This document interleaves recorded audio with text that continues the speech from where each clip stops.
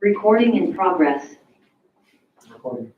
Okay, I would like to call the Addison Central School District meeting, board meeting to order. Today's date is September 11th and the current time is 6:30 p.m. And just as a note, I realized driving today that it's 9/11 and, you know, just keep folks in your hearts. I knew somebody that went down in the plane and I feel badly for them. You know? So anyway, what I'd like to do is start with introductions, and why don't we start over with Matt, and we'll go around the table clockwise. Matt Corinzi, Director of Finance and Operations. Chip Melman. Brian Fowler. Ellen Whelan-Weiss, Joanna Dorian, Lindsay Hescott. Trisha Allen, Suzanne Buck, Tim Williams, interim superintendent. Art Wilson. Jason Chance. Steve Warzak. Gene McCallum. Mary Heather, Eddie Fowler, student representative. And for the admin in the room. Emily Blitzstein, Communications Director, Nicole Carter, Assistant Superintendent, Equity and Student Services, Courtney Cron, Director of Teaching and Learning, And Heather Crowley, Executive Assistant to the Superintendent. great, thank you. At this time on our agenda, it's time for public comment on the agenda items only. There will be a later time if you have comments for items that are not on the agenda. If in fact you would like to speak, please limit your comments to 3 minutes. And if you would like to speak, please raise your hand in the room or also on Zoom. Do we have anyone on Zoom? Excuse me, Barb, I just want to check, can we check the attendees? Is that, That's it for attendees and panelists. Perfect. Thank you. So there is one person, right? Yeah, I can't read that. I have to be somebody I know. Oh, okay. That's all of us now.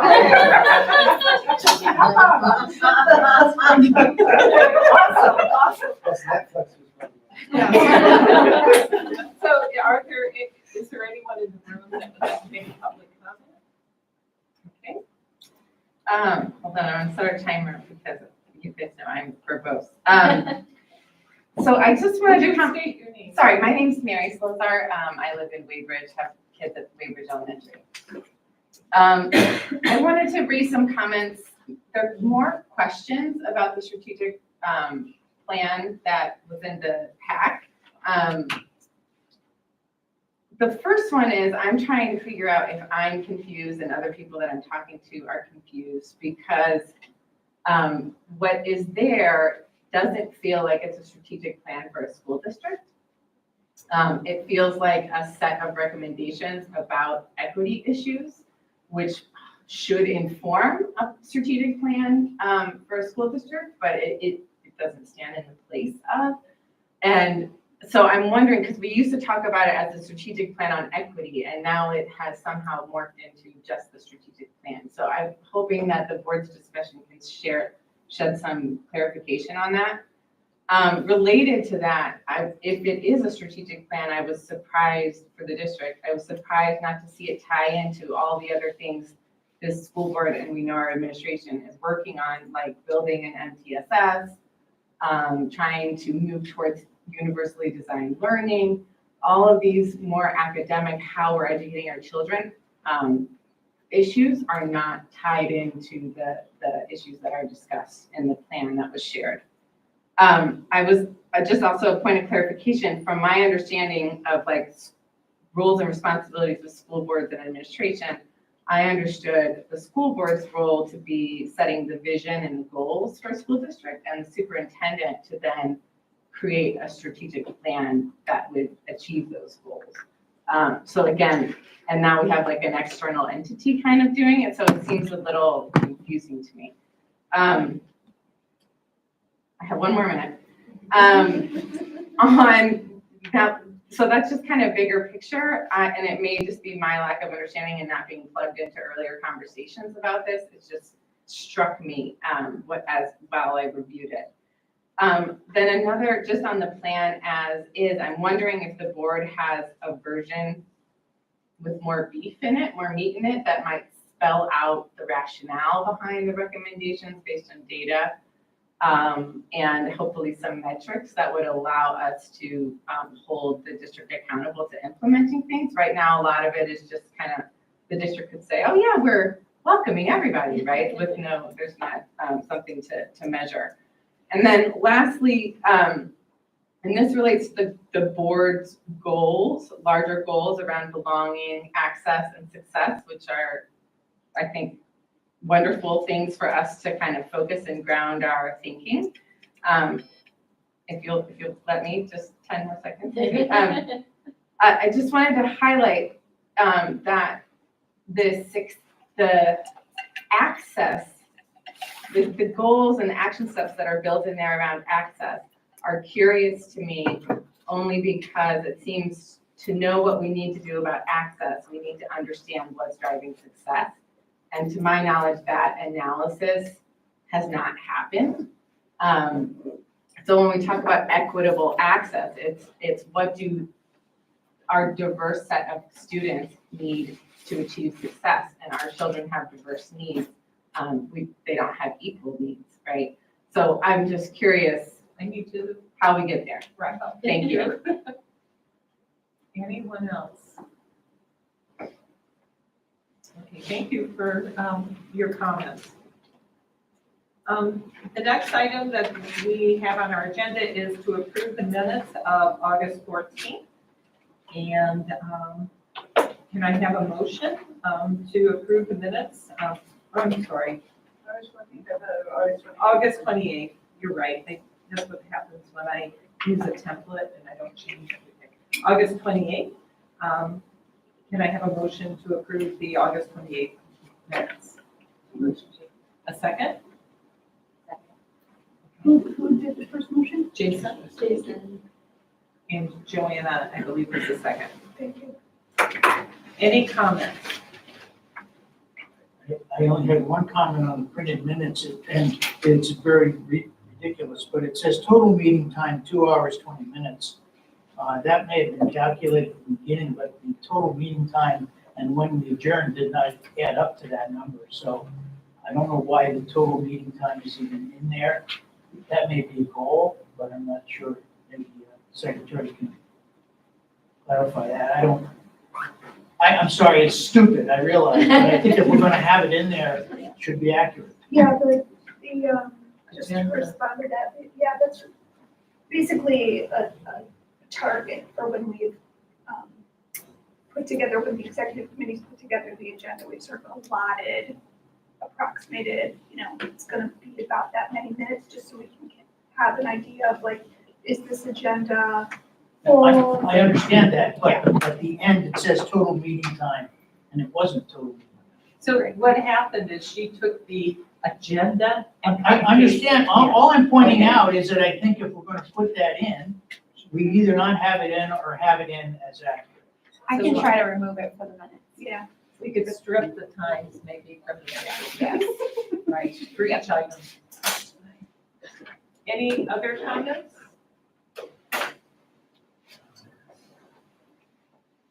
Okay, all those in favor of approving the minutes as amended? Because we're going to lose the time. Respond by saying aye. Aye. Any opposed? Any abstentions? The minutes for August 28th are approved. Thank you. Next up is approval of the ACSD bills, and I'd like to turn it over to Chip Malcolm at this point to report on the bills. There were no bills presented to us since our last meeting. Okay, so that was easy. Thank you.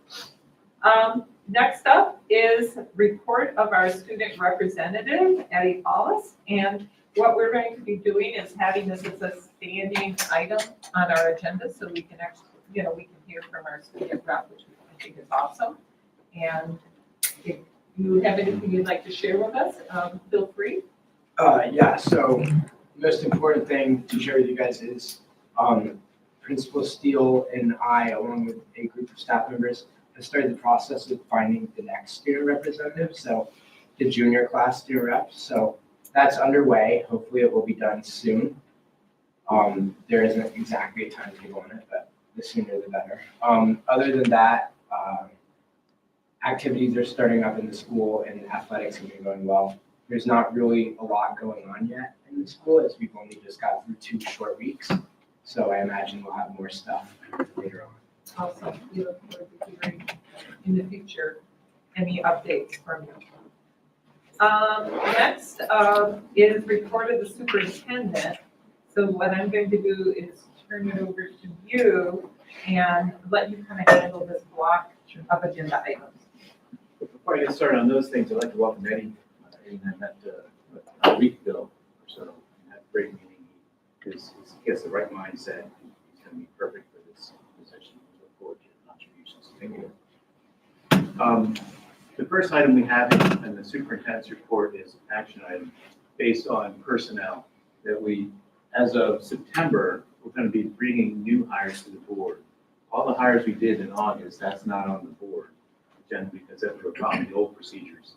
We're going to change that now. Every time we want to have a new staff member on board, we're going to have a board approval process first, and then before they can start working. So the first item is appoint Katie Prouty as intensive needs paraprofessional, 1.0 FTE, step 1 for ESP master agreement, and appoint Connie Selleck as a pastoral paraprofessional as a 1.0 FTE, step 15 for ESP master agreement. FTE stands for full-time equivalent, so full-time hours. So I'd like to make those administrative recommendations.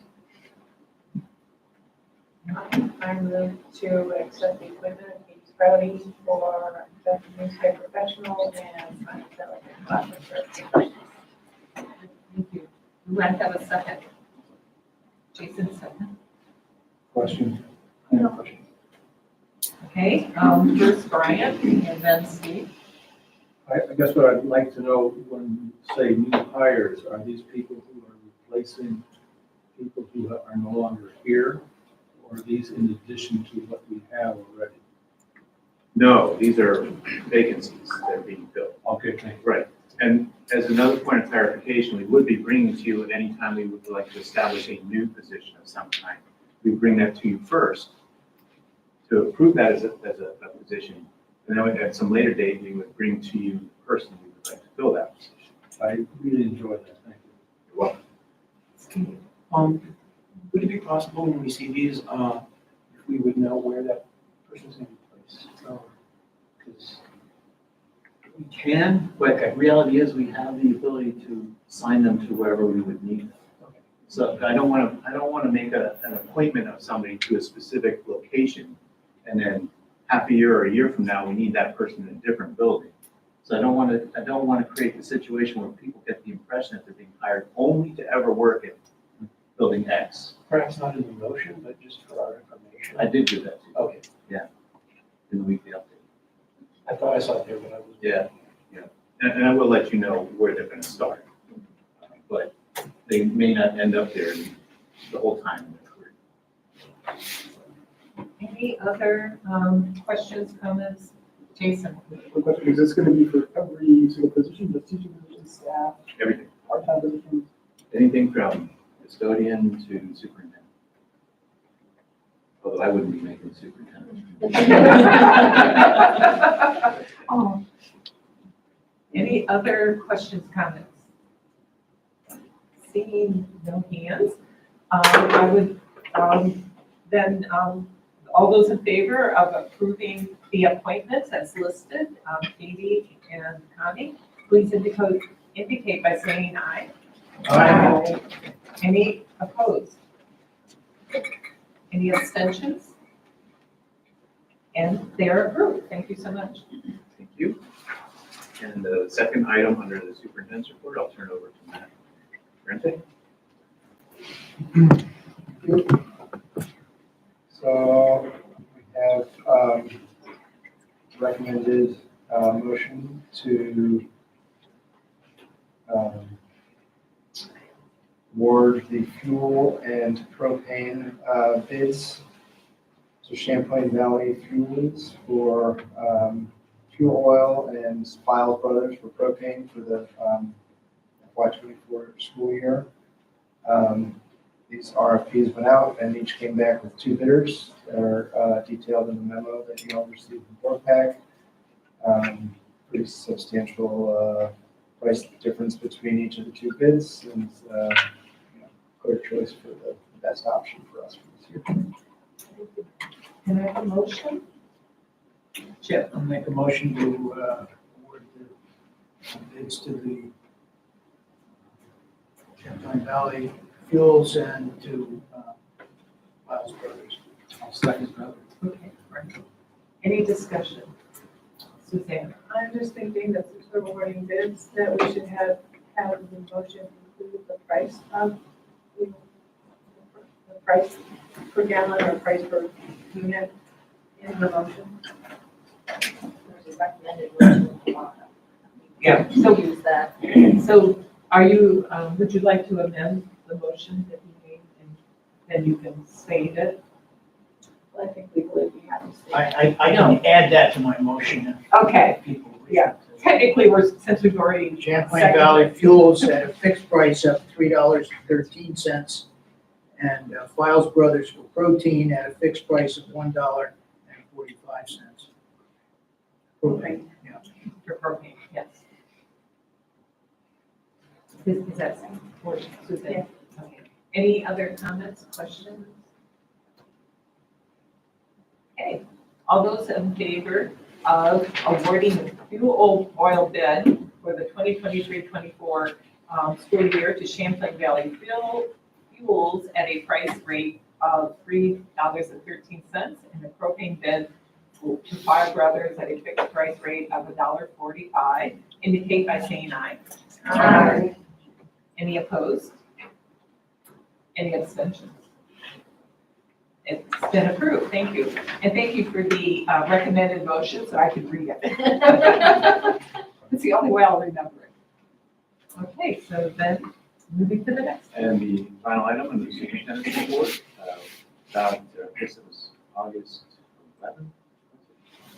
No, early August. Board meeting, we had a presentation from Emma and Emily on the strategic plan, and they're here again to, as a follow-up to that meeting and a discussion at that meeting to present to you some changes and some modifications that have been made. And we're looking for action on this item and the next meeting in September. Turn it over to you.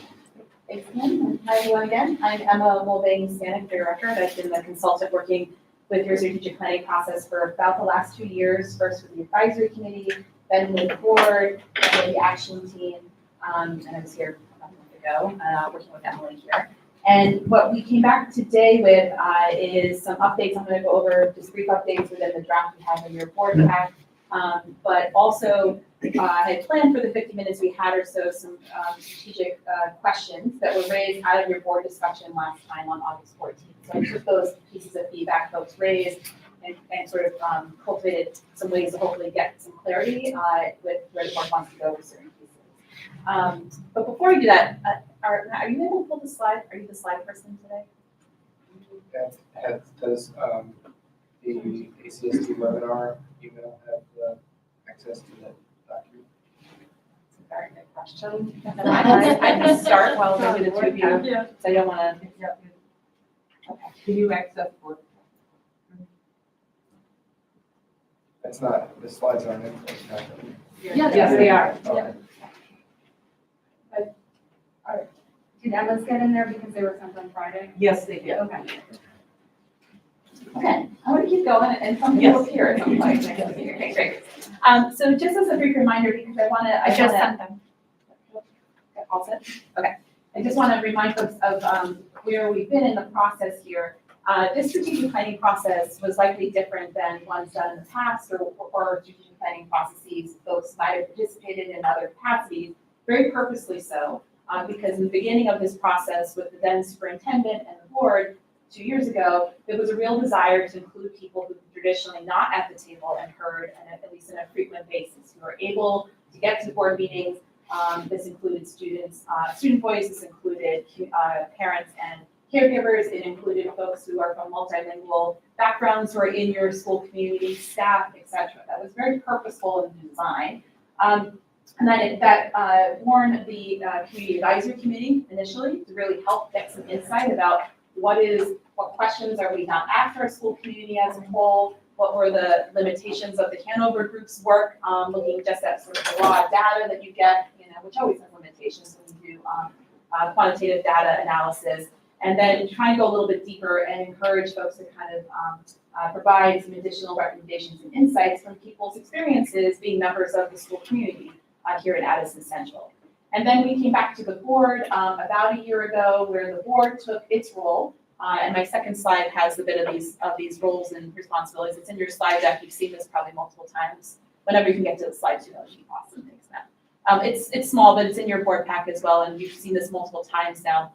But just a reminder, the board's piece of this strategic plan has been to set the goals, which you voted on, developed, and spent several hours between your retreat in 2022 and then a few follow-up board meetings, developing the 3 guiding goals that are within this draft today, as well as looking at your mission vision statement. The then superintendent also wanted a theory of action kind of statement. You might recall all these different pieces we really developed as a team. And then at that point, handed that work to an action team, which were a further layer, if you will, of folks that were students, new crop of students, more students actually, 4 students total, staff, a principal was on that action team. The list of the names was in the presentation from August 14th. I won't belabor that. And I think what this has really offered you is a very different take on what can and should inform your strategic plan for the next several years. And that might be different, and different is okay, as we know, right? It might be unfamiliar, but we can get there. And I think the other piece I just want to note is that with this strategic plan, it's not meant to replace or ignore other initiatives. Your district, you have a large district. Other initiatives that are either related to your facilities plan or through other grants or whatever else that the district has undertaken.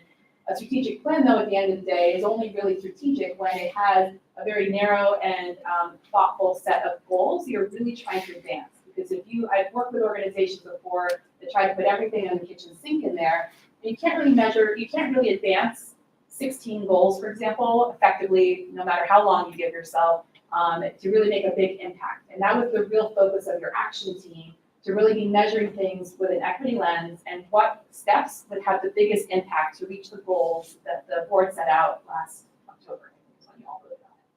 Okay, so with that, we go to next slide. Just briefly, I'm going to briefly mention what was changed in the physical document, this draft you have between August 14th and today, and then I'm going to tell you what I thought we would do for the next bit of time together, and you can tell me how we're going to proceed.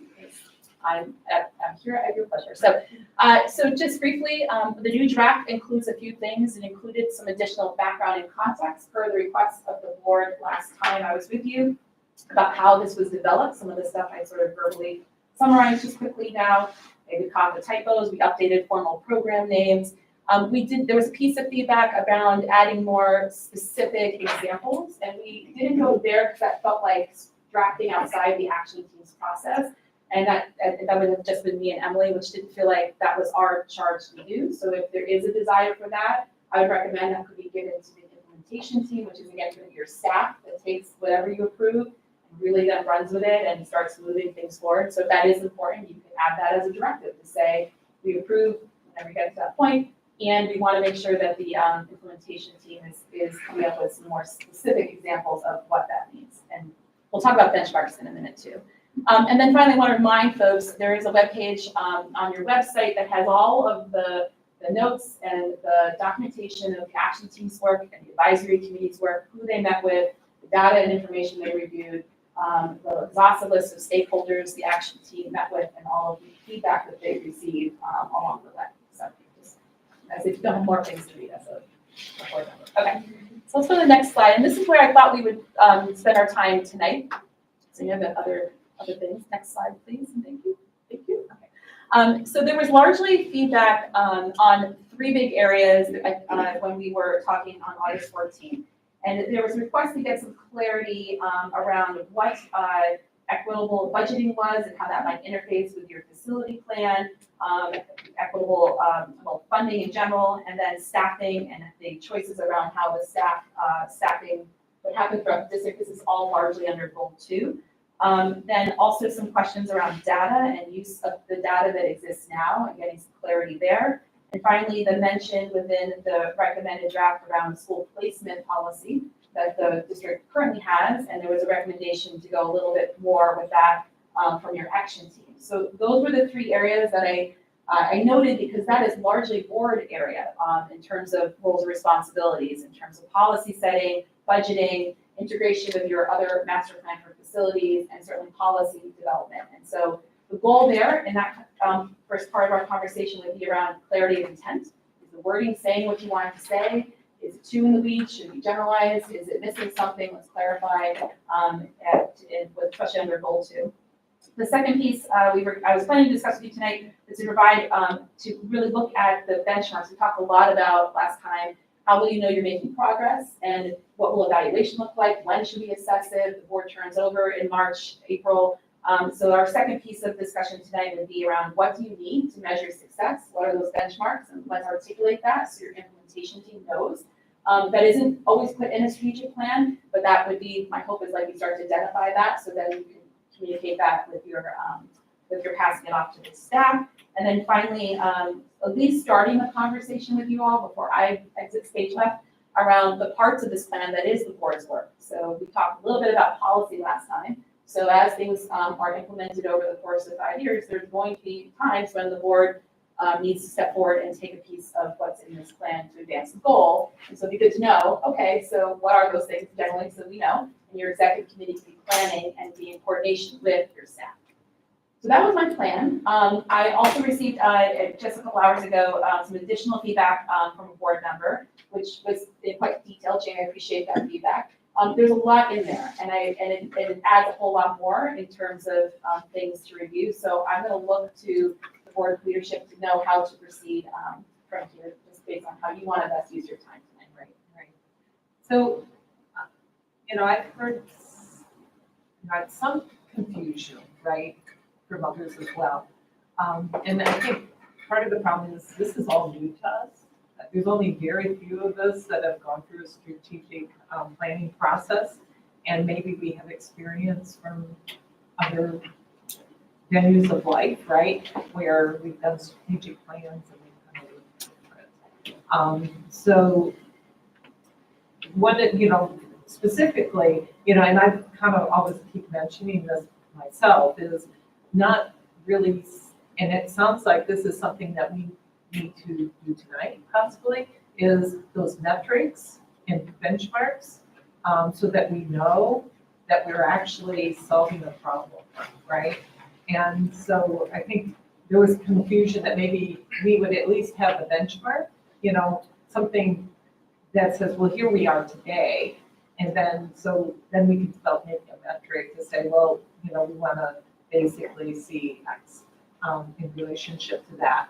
I know that there are, if we dig down into the Hanford survey, all that kind of thing, there is information there, but it's not necessarily easy to pull out and associate with each individual item that you guys have worked so long on. So I think that might have helped had we had a highlight, right, that would identify, this is kind of our benchmark now, where we see it, and this is how those action steps really came. We have our goal and our, objectives that we've set. And so here we are in relationship to that goal and metric. And then here's the action steps that we want to take. And then we could then help define, how far do we need to see it go? Does that make sense? Oh, certainly. I think regardless of what is ready for you now, like measuring and accountability, keeping the district on track, et cetera, is the job of the board. So benchmarks would certainly develop. I think correct me if I'm wrong, Emily, but when we were developing the action team kind of coming with recommendations of what the strategies and action steps would be. The benchmarks were the staff's piece of work next. once you have what your goals and your strategies and your actions have to be, then if we get less, we're gonna change them, right? So then we figure out benchmarks and measurement from there. If that is, if the board wants to pump the brakes and add that, that will just take time to do, and would be, some additional piece of work, obviously. Right. And I guess it's more clarifying, what are we approving? We're approving really just the action steps that are identified. We're not really approving the strategic plan at this point because it doesn't have those things included, correct? What the plan becomes a bigger document that has, it sounds like, input from the implementation team, if in fact we're gonna have benchmarks and metrics. Yeah, so all we know is we look at the old strategic plan and there are benchmarks there, there are goals, well, this is what we would like to see, and this is how we know that we've arrived, kind of thing. And so, possibly it's just a misunderstanding of what we are approving tonight, and this is just another step in the process, or we're approving the strategic plan, because it doesn't seem like it's all there yet. So, and just to clarify my understanding, I think, I give his name, I think part of this is the transition to superintendent and desires of past superintendent and then transition to this, I'm gonna name that. And as a consultant trying to support the direction of, we're in transition, it happens in every organization.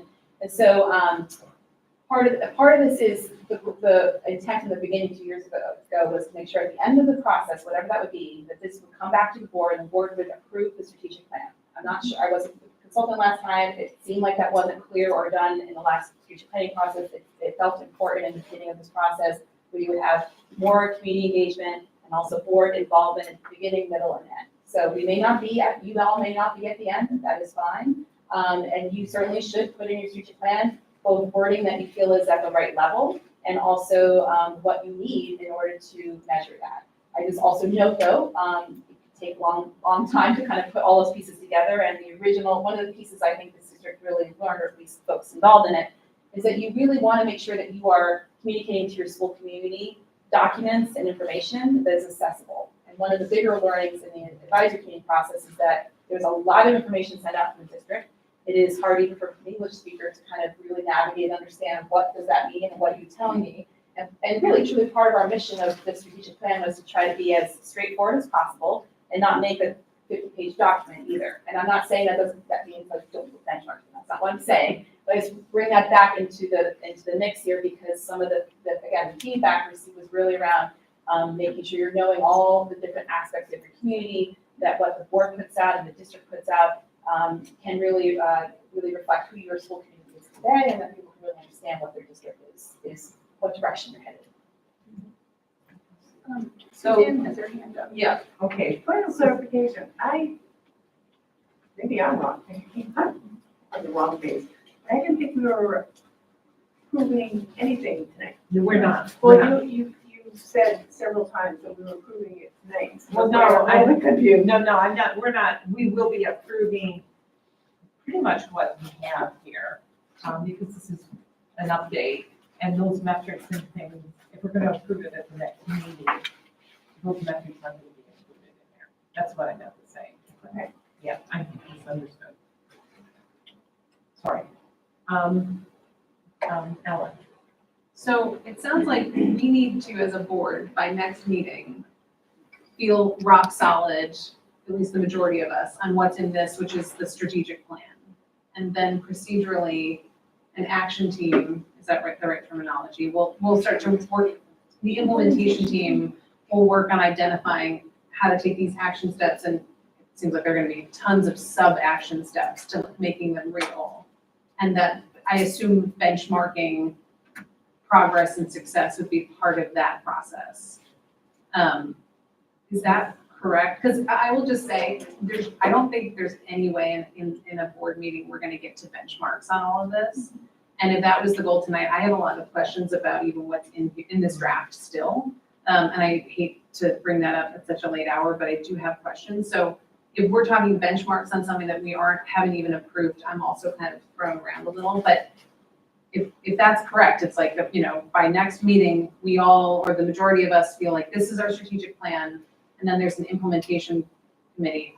I would strongly advocate for board members to be part of that.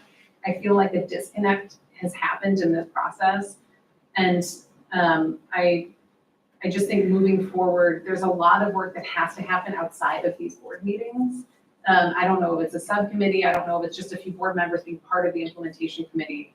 But I think we're gonna continue to come into, a lot of work is gonna go into preparing for these meetings from a staff and administrative level. And then a lot of us are gonna, it's a big board, we're gonna be in all kinds of places. And if there isn't some legwork that's done to get the board ready for these conversations, I think it's gonna really slow us down and create a lot of confusion. So I know there's a lot in there, but that's my understanding of what we're doing tonight, right? We're still talking about the draft action steps. Right, but my goal was to have, we're not on that slide anymore, the 3 discussion items, just to get clarity that what's in there is the intent of the board. To then flag, I didn't hear any other feedback until, as I said, just a couple hours ago from any of the board members, which is fine. I'm not saying that in a good way, but it was hard for me to prepare and anticipate other things before 2 hours ago, and I don't know what your concerns are as well. So I prepared based on what was raised in the last meeting, and I was to suggest that we get that clarification tonight in preparation. If you felt like you're on track for approval 2 weeks from now, you're all in charge of your timeline, but tonight's goal was discussion of those ideas those question points. And actually one more slide back, just to be clear, we were gonna start, what kind of guidance are you gonna give to the staff around assessing those benchmarks, et cetera? Because yes, Ellen, that was the plans of the implementation team. Once they knew this was the goals, these were the strategies, these are the benchmarks, this is the timeline, based on what we can pull off for year 1 with all the other factors. It's not done, obviously isolation is other things that we're experiencing. So that, in theory, was the theory for today. Right. From what I've been able to gather after reading all of this information is that this is really about trying to establish a learning environment. And it's not necessarily about improving academics. There's nothing in here that I can see that really speaks to the academic part of it. So when you can establish an environment, and it'll take you 5 years to do that. So what's happening to the academic part? I think that needs to be part of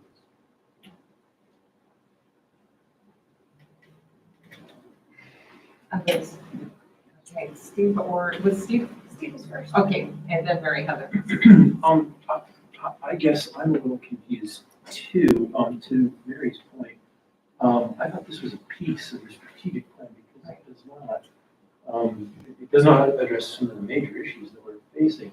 And if you look at the previous strategic plan, it was a much more comprehensive document. So, I did want to address that this is the equity piece of the strategic plan. And maybe that should be more clearly communicated because all the work that they did was necessary and great for this piece of the strategic plan. And we have a lot more work to do on facilities and academics and all those kind of things that the strategic plan should address. So rather than have all those discussions tonight, I think it's important for us to step back and say, here's this piece and what do we think about this piece and how do we move forward on this piece and make it, a good part of the strategic plan. I think using the nomenclature of calling it the strategic plan is a little confusing. And so maybe we can change. I know, that's kind of why. I think that's confusion I'm having. Yeah. I'm having the same confusion you're having, Steve. Well, I don't know if it's confusion, but obviously it is creating confusion that this is all we're going to do. And that can't be. And so I think it's important that we, either re-message the title or have some sort of explanation on there that says this is the equity piece of the strategic plan. So, yeah. Thank you, Steve. Mary Heather. Yeah, I have a kind of similar, I guess there is confusion. We've been talking about it, the strategic plan for equity, right? And so this whole process has been using an equity lens. and we haven't been going through the process of taking a critical look at how we're gonna improve literacy, for example, in our district or whatever. And I guess the confusion seems to be we almost need a bridge from the last strategic plan's flavor to this equity focused one.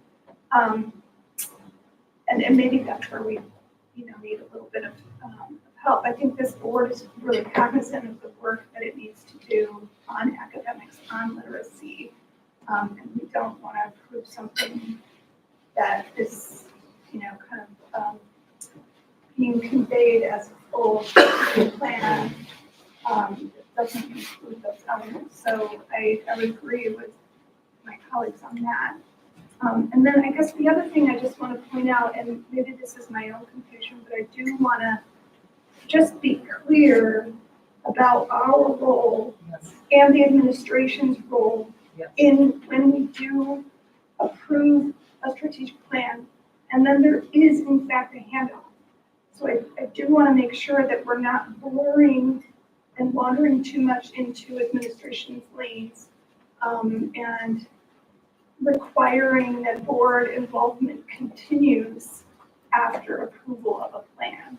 I think that that distinction between roles needs to be very clear. So I just want to bring that up as well. I'm not sure that it's the board's role to be part of the implementation team.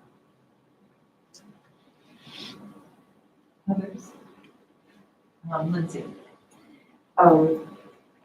I've been confused the entire time why we haven't been working on a strategic plan. And I was satisfied with the focus on the equity piece. And my understanding was that was going to be a guiding, maybe a document or something that guided the work for a strategic plan, which ours, the last one went through 2020, and the pandemic kind of changed a lot of timelines. So, but what I've heard people say about calling it a strategic plan, the last one was 40 pages, this one's 13 pages, and there are things like a map with the schools where they are, and I would like to see this guide an actual strategic plan that had those other things in it, but I never saw this as the strategic plan. It didn't seem like that was, I don't know, it was a shifting how we approach things in the future, to guide our decision making and that sort of thing. But yeah, I'm now wondering about this whole next meeting idea, and maybe it's just a change in the name that we make. But as far as approving what we have right now today, if we need to do something to move that forward, or if we, take it and use it as a piece or a guiding document. I'm wondering now, it does seem like we're in a different place than maybe I thought we would be at this stage, but, yeah. But again, where do we go from here with the concerns that are being raised right now? Others that haven't spoken on the board? Go ahead, Jamie. Thank you. Just so I'm clear, Emma referred to this email I sent her because I was driven by the same confusion as some other people, and I wasn't sure that I would be able to get what I wanted to say out tonight because it was a lot, and I was freaking out, I think, about what I saw was a looming deadline to approve something that I wanted to make sure that I voiced concerns, questions, whatever. Now, when you say, Steve, about this being this equity piece, this larger thing, I honestly was not sure that that was the case. So if it is, I think that's great. But then we have a lot of more work to do, and which is fine. And in some ways, it's a relief. In some ways, I'm actually quite,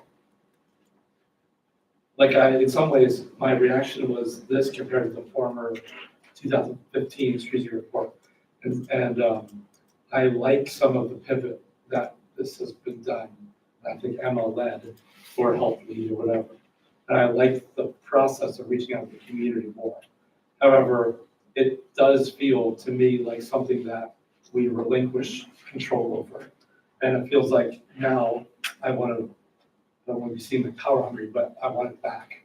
And just because I feel like, wow, like there's a lot in here that I don't even understand, and some of which I really disagree with. I want to make sure that we don't have to sign off on it next two weeks from now, because I don't think we can get there.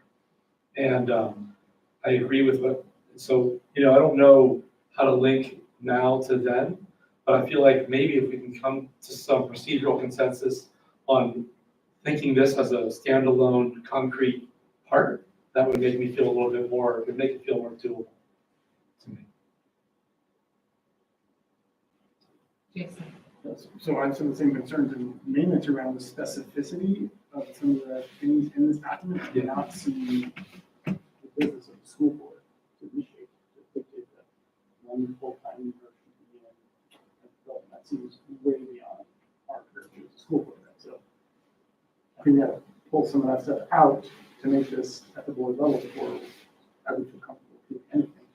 And I think also there's some incredibly vague action steps that are, I would never know how to measure success or completeness of some of these steps. So I also don't feel comfortable with that and making that a mandate for our administration to happen.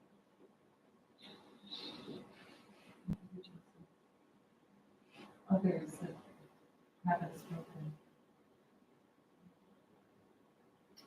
I'd like to share some thoughts. If I may, I Yes. guess I just want to acknowledge, first of all, that all of this could have been conveyed at the last meeting, and it's on us that it wasn't conveyed at the last meeting, so I certainly don't want this to feel like, that we don't have responsibility in this disconnect. I think we very much have a responsibility in this disconnect. And I guess I'm sort of curious, I think some degree it's probably, our sort of collective inexperience with this process. I'm curious when for those of you board members who were on the board, when the last strategic plan was put together, and it would have been right before unification. I guess I'm wondering whether the sort of bones were approved and then it was given to the central office and admin leadership team, and then that was fleshed out. And so I'm wondering if, what we're comparing from the last time was in fact what the board approved, or whether it was fleshed out, after, the board approved sort of the basic structure. Sorry, just two people. roll that head. Suzanne and Chip. Well, I wasn't on the board. So I I was. I want to say that the plan that's out there, the strategic plan, is the way it was presented. There was a lot more to be fleshed out that wasn't written in there, because then there was a lot of work that sometimes happened, administrators to figure out like, when do these assessments fall, and when does this need to be reported, and how do all the other pieces within the district that we're working on, get reported out through the strategic plan. But I'm pretty sure that when that rolled out, because that came out the next policy covered things like that, improved that and had So I guess I'm sort of wondering whether, and maybe Tim, you can speak to this just from your experience as well in this process. It seems to me that a lot of the specifics need to be and put together by professionals, by education professionals, which most of us aren't. And so I just am wondering, really how specific and how, much of a completed product are we expecting to see before we'll sign off on it versus, again, getting kind of the structure and the bones together that we can then comfortably hand off to our professionals to. She addressed that question to Tim. Okay. And then then I'll let you, talk, Ellen, great. Yeah, in my experience, I've worked for a long time. The strategic planning process is very prescribed by the state and focuses solely on student achievement. So the good thing, it was very prescribed by the state. Bad thing is that it was really prescribed by the state. I really did not like that process. When I saw what was going on here, I thought, finally, a strategic plan that has a little bit more ability to be human, and be real, and be practical. So I was excited about that. Along with that comes opportunity for very different viewpoints on things and how it should be handled. And that's what we're struggling with right now. So with freedom comes complexity. And I think I'd rather have the freedom and complexity as opposed to something that's very prescribed.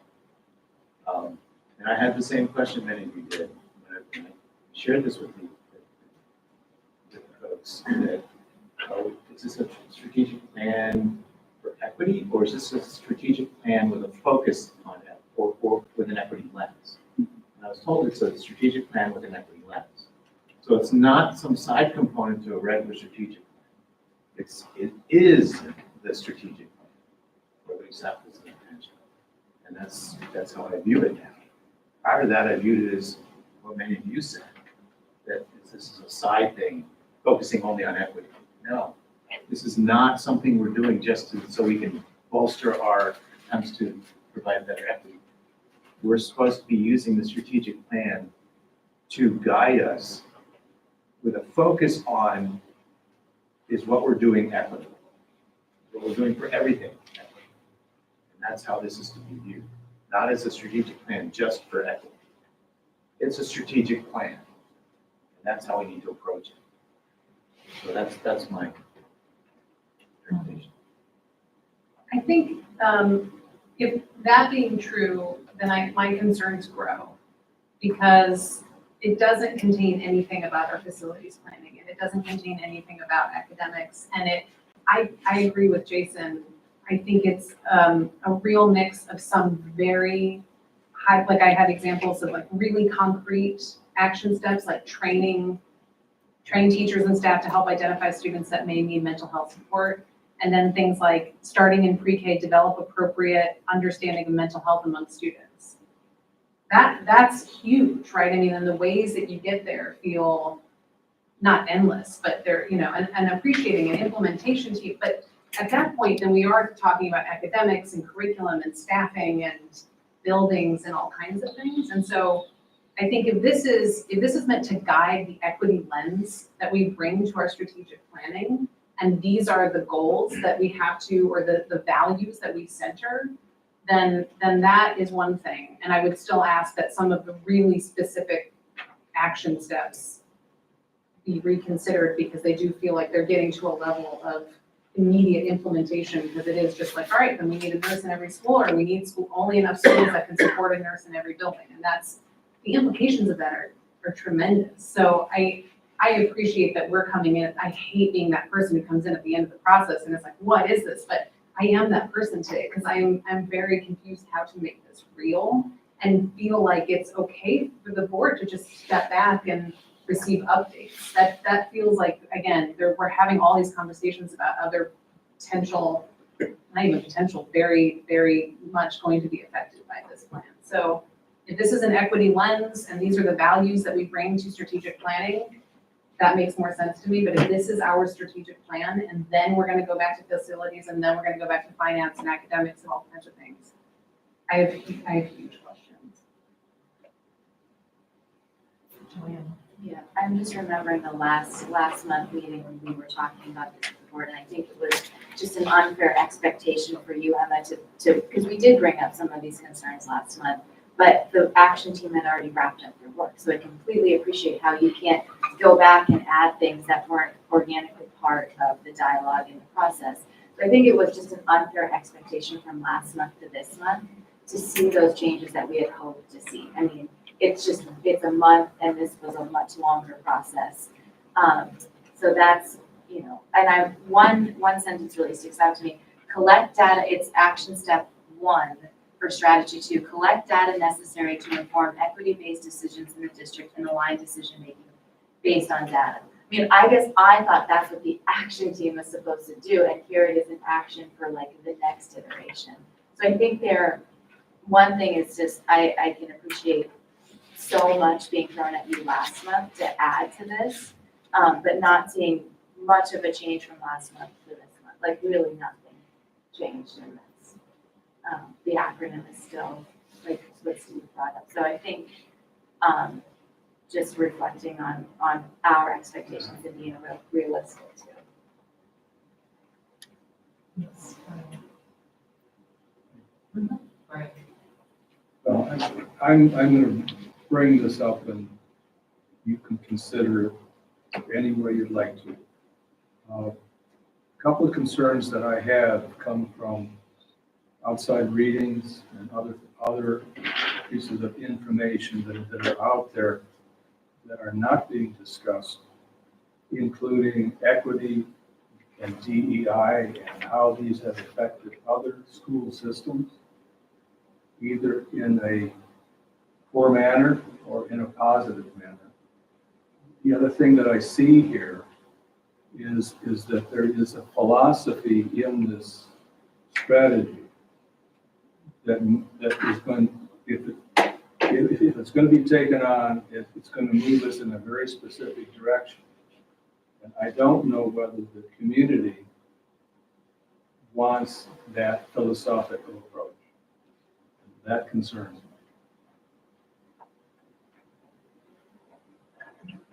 Steve. I was on the board when the last master plan, and it is the facilities master plan, so it was done through the lens of looking at our facilities, and we all know what a firestorm that unleashed. And so this is, I mean, I was waiting for the hard conversations to start about that because we still haven't addressed that. The last time when they did the facilities master plan, it was a committee that was, I mean, these guys, you know, they were doing that piece, but the facilities master plan, that was a committee that was primarily of professionals from the central office and, you know, Bruce McIntyre and that group put together their team. So it was a mix. The board was involved, but only individual members, like, you know, part of the facilities master plan. But we didn't get regular updates, and it was years in the making. And this has been years in the making, but again, in the last process, it seemed to be much more far-reaching than this. And if we're getting ready to approve a strategic plan, it feels like we have not done the amount of work that was done in the last plan to get that done. And so there's focus on other issues, and I can't see how we can suddenly say, and in 6 months, we'll be ready to do a full master plan. You know, I look at the years of work that went into the last one. I look at the years of work that went into just this piece of this one. So I'm a little afraid that we are rushing to judgment and saying, yep, this is it. And I don't feel like we're ready. We have many issues that this hints at, you know, that would fit into that. We haven't addressed things like consolidation. We haven't addressed things like budgetary concerns, and you know, it's coming, folks. Yeah, budgetary concerns. I wish we could step away from per pupil expenses. I wish we could do that, and encourage it to this group. I understand that, but if we're going to release a master plan, it has to be into account budgetary concerns. People here weren't, I don't think we operated under the aegis of the double tax ceiling. That's been put under. What? There's only a few of us that have lived under that. Right, exactly. And we got word today that there may be something that's very close to that. So we're not ready to talk about that yet, but if you think budgetary. So I'm looking at your question from a historical perspective. Were you involved in, you know, we have the facilities master plan, that was different. document than the strategic plan. Yes. Right, they're two separate documents, right? And so this is more that, this is the strategic plan, which doesn't in any way take away from the fact that we have a facilities master plan that we need to, finish, right? We need to pick up again and that kind of thing. So when I look back at the strategic plan that was developed in 2015, it was focused more on outcomes and what we're expecting from an educational perspective, right? And, I love the equity lens that this brings forth, but it misses the educational piece, right? What are those expectations? And so, and I think part of, in the beginning, it was always called the strategic plan for equity, which is what really, I think, got us down a path, as opposed to, right? I mean, am I the only one? That's as opposed to the strategic plan. It was always called the strategic plan for equity from the day one. But were you involved in 2015? I was not. Okay, I so, was not on that committee. Jamie. I feel like, I don't know if I can, I feel like there's some general feeling that, that people feel like this as a strategic plan itself right now is not maybe adequate for what we expected or anticipated. As an equity thing, just for a moment, I'm asking, I guess I want to ask, maybe it's an Emma question, procedurally, how we would just talk about this. Like if the action teams were the ones who affected changes, and the action teams are no longer operating. If we have questions about editing this procedurally, are we throwing that to the wind, or how would that happen? Well, my best recommendation at this point would be, well, a couple things. I just want to remind folks that you had probably upwards to 25, 30 folks who provided and put into this document the last 2 years. I just want to say that. The work here, in order to, I always have to say, like, honor the people on the work, like you all honor the people who work with prior board members, yourself, et cetera, right? There's like a lot of both knowledge and lived experience and honest feedback and trust that was put in to try to really hear what your school community is trying to tell you. The action team in particular, well, the advisory committee gave you their recommendations, the board developed goals out of that. The action team honestly took the goals that you all gave them and did their best to say, this is the roadmap with a commitment to equity that will get you to those goals. And there is the third goal is about academics, and if it doesn't hit the mark, then I would suggest that the board does some work in there to revise that. And I would just also offer, again, work on the people that this was your community's effort to give you a draft strategic plan with equity all the way through it, and that equity shouldn't be a side piece. It should be immersed in everything that this district does. That was what your community was pretty clearly saying, and the surveys given to you, et cetera. And if there's, and again, are obviously not going to get there. If there's other parts to it that get too specific, then we edit, right? That is perfectly appropriate to do. Or if there's pieces that should be added, again, like the academic piece, for example, then you add to it. But I would encourage you to use this as some sort of basis and build from there to make sure that you're you're maintaining the trust and the appreciation that people have brought forward to you in this work to do their due diligence to advance the 3 goals the board set last year. I totally agree. This is why I'm asking. Like, I don't want to come down and be like, I don't like this, I don't like this, which I feel sometimes is what the perceived is doing. And I just want to do that. So is there a way in which those people, that group is reactivated is in any capacity, or is that like they're busy, their charge is done, whatever? So it's hard to react in the moment. Yeah.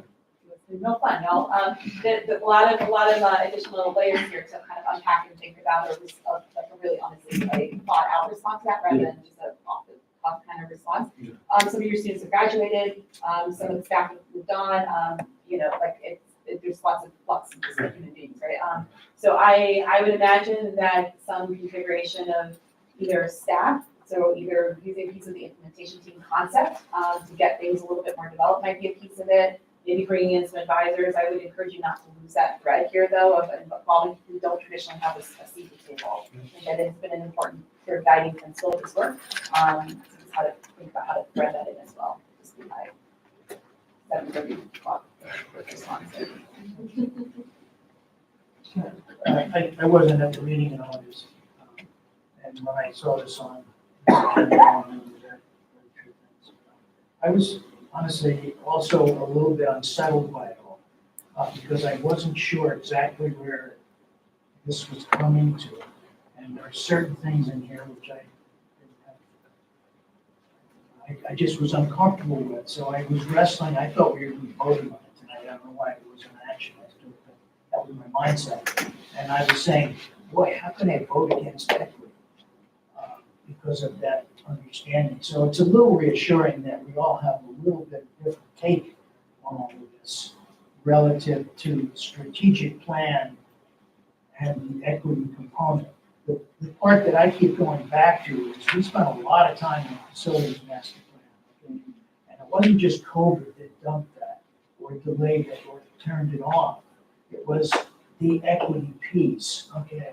And the equity piece had to do with a lot, not just with school closures, but how do we provide equity to a school with 30 kids or 50 kids in the same way as we provide it to a school with 350 kids. And we've got to address that. This is an elephant out there that we're never going to get by. So this is so complicated to me at this point. I can't put my hand on why I'm not comfortable. If I could comment something along the lines of piggybacking on some of the items that you said, Chip, and a few other people. Apparently, there was a facilities master plan that was years in the making. Pushed aside. In education, we call that delayed deferred delayed defeat. That's what happened. in my view. Is that going to happen to the strategic plan too? Is this board going to get a reputation for delay, deferred defeat? That's my question to the board. Do you want that reputation? Anyone's arguing to put this aside. I think we're trying to understand how to engage with this. And a lot of us don't know how to do that. I'm providing a cautionary. I take that very seriously, which is just what I said. How could I vote against this if this was coming up for a vote, even though I had a lot of questions, just for that sort of sense of it. But the more I considered it, and then the more I listened tonight, I wasn't alone. I mean, it's sort of this cloud. We don't want to push this aside. No. Right? That's what I'm saying. Okay, no. We need to make sure that that doesn't happen. I don't want to push this aside. Okay? I'm not saying that at all. But I'm not ready to commit to it. I guess I just need whatever the clarity means. I don't know. There's things in it, just as Jason pointed out, that we can't adopt this after the finance meeting today. I couldn't do it. You know, I mean, it's just, there are too many competing type issues. And I think there are some elephants in the room that do need to be addressed. And that should not be an excuse to delay deferred fee. We need to address that. So Mary Heather and I also saw Lindsay. Okay, so Lindsay. And I've lost track of who's spoken twice.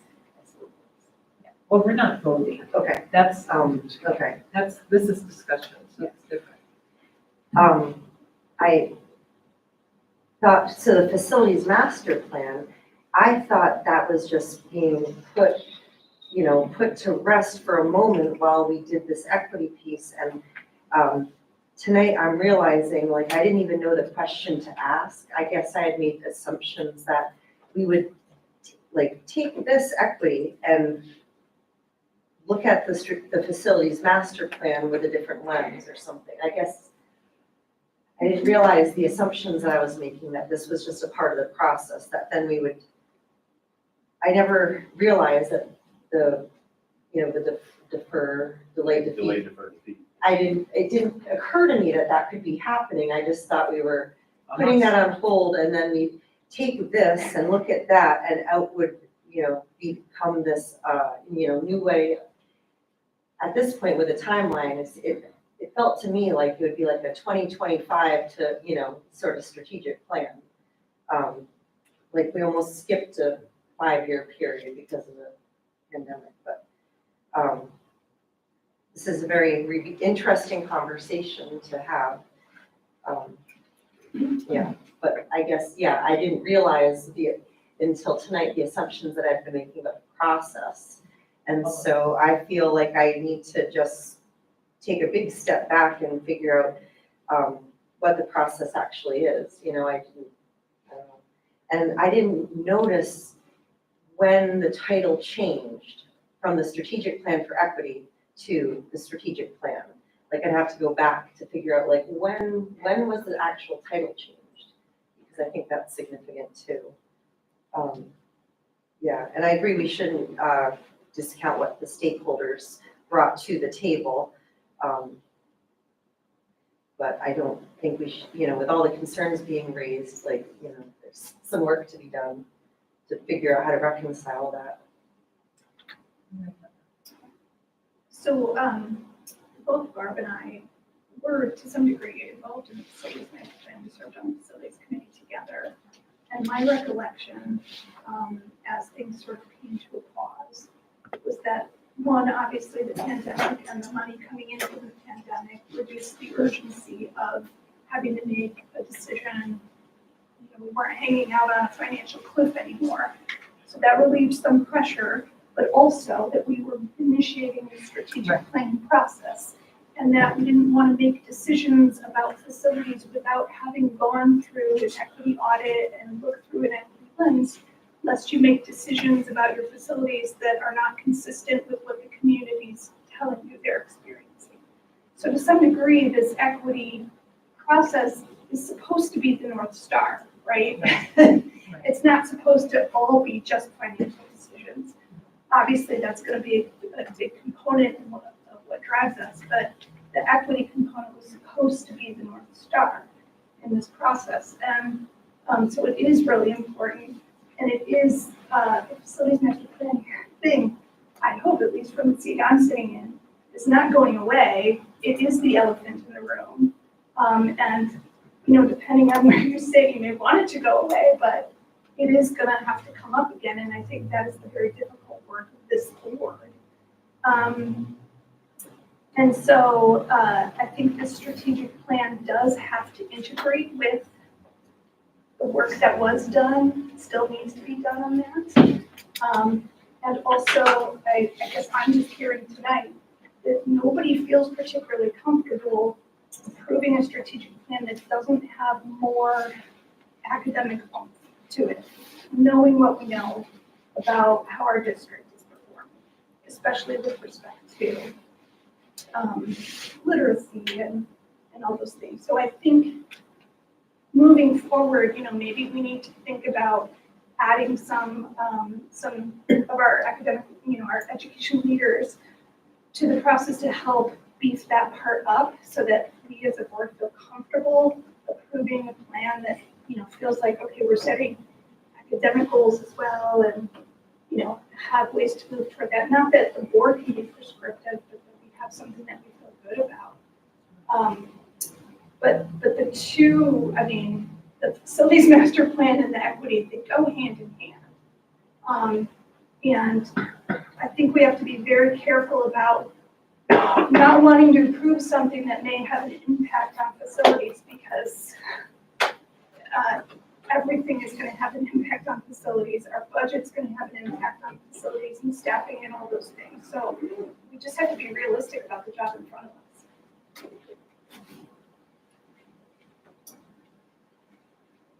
Brian. Brian, Oh, and Matt. I would just add a quick note that in the facilities master plan, if it's an 80-page document, I read sometimes. But you can't fall asleep at night. There are several directives to strategic plan to be a stepping stone in the facilities master planning process and to come back to facilities once equity has been done. And so one of the sentences here is the final stage of the process requires standards against which both current and hypothetical future school configurations can be critically compared through the three lenses identified above: equity, student success, efficiency, and affordability. I think everybody mentioned that, equity 1, student achievement 2, budget, and they're all there in the document. It's a good read.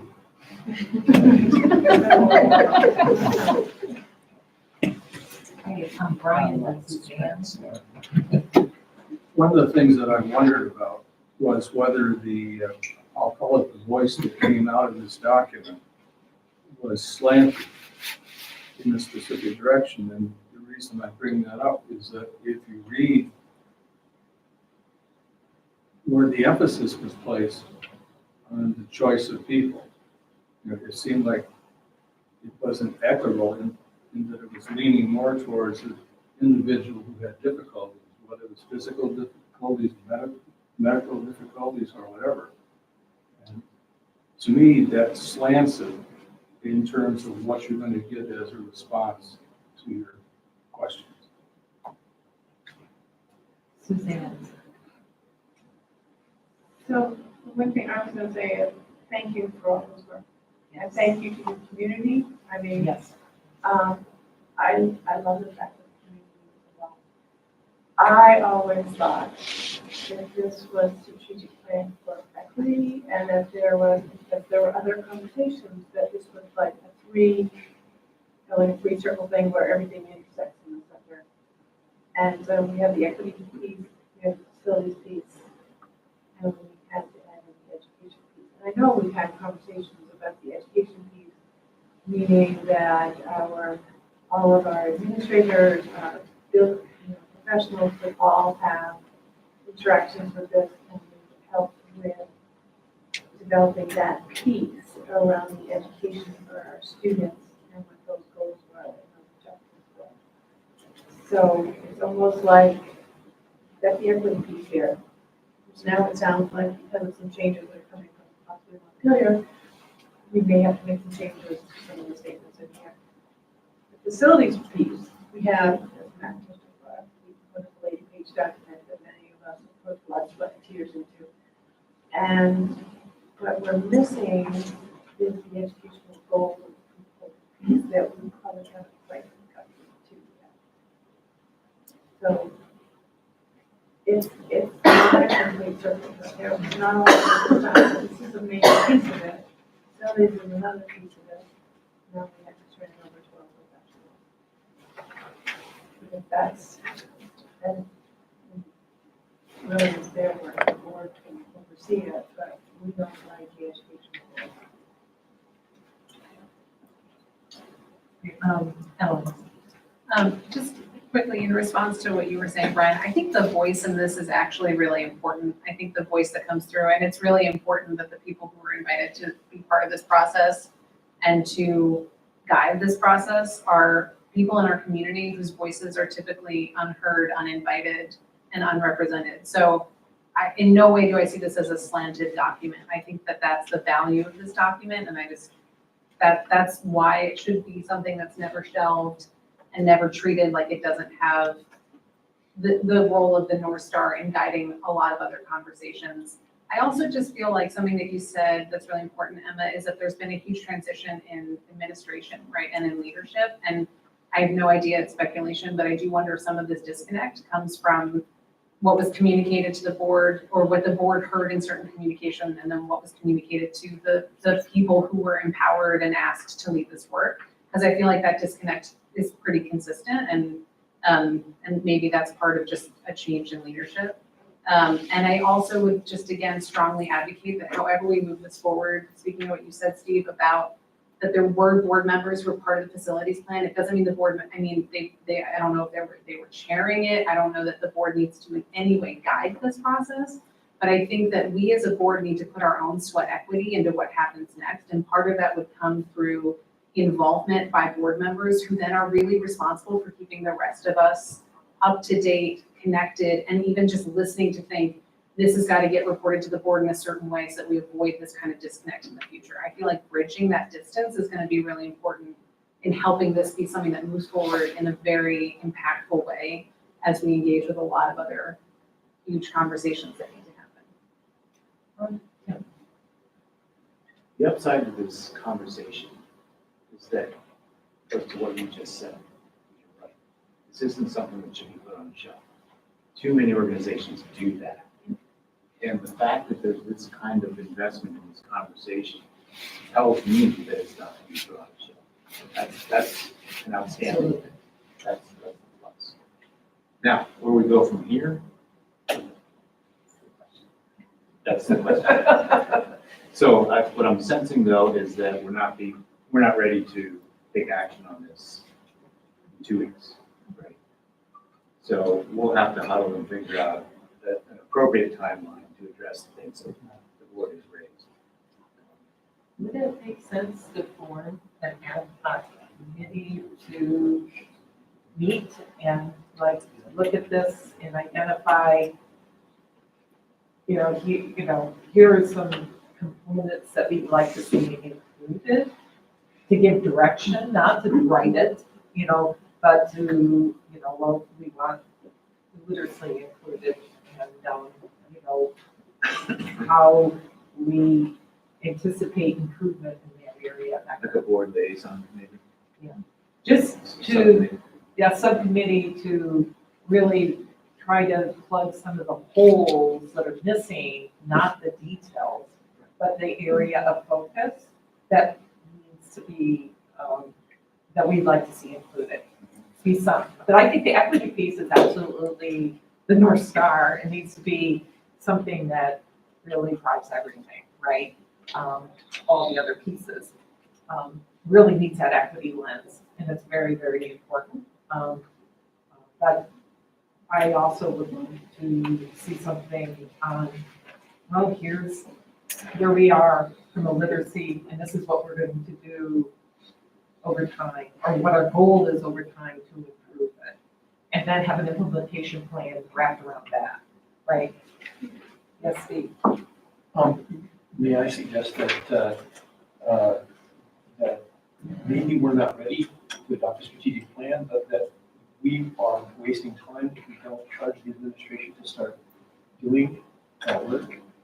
Maybe, ad hoc committee, yes, maybe for oversight and liaison business, but I think the administration needs to take this, and we need to say to them, if we do anything like this, here's the lens we want you to build with, and now go write the strategic plan that talks about all the things that the professionals need to do, because, I mean, as great work as they did, I don't know that they have a literacy expert in there. I don't know that they have a budgeting expert in there. I don't know if they have a facilities expert in there. Right. And I think that expertise lies in staff. I agree. Not at the board level, and certainly not. I agree. I think they did a great Yeah. job, and I think they have given us a valuable document to work with. And I think it's imperative for us to take that as a lens. And perhaps that ad hoc committee can serve as that lens. Are you using this lens to do this work? Perhaps, but I think we're way out of our lane if we're already.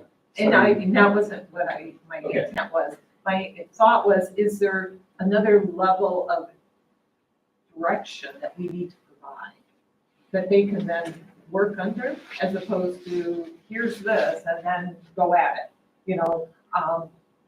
Do we need to be providing additional direction?